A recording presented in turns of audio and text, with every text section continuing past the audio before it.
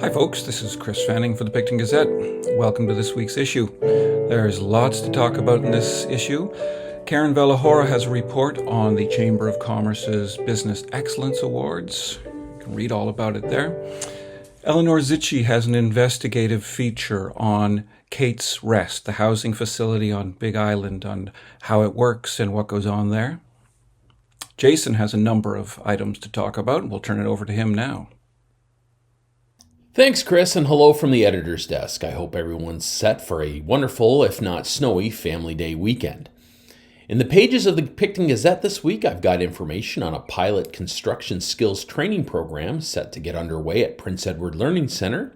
The aim of the program is to build a labor workforce for local developers, while supplying good jobs to local residents.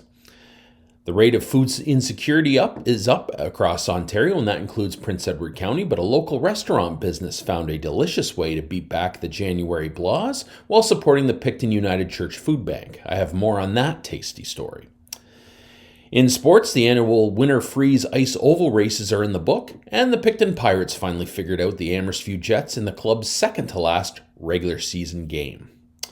Online at pictongazette.ca, the Arts on Main Cooperative Gallery is hosting a youth art exhibit in collaboration with the Rock Youth Services entitled How You See It. It's open until February 21st, it's free, and sales from the show support both the artists and the local youth organization. I hope you have a great weekend. Back to you, Chris. Thank you very much, Jason.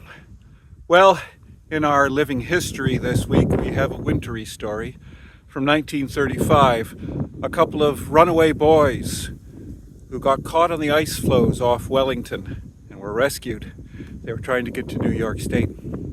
There's a couple of great pictures of the boys from that paper in the online edition. It's too cold to do any more out here, so we'll go back to the studio for the rest.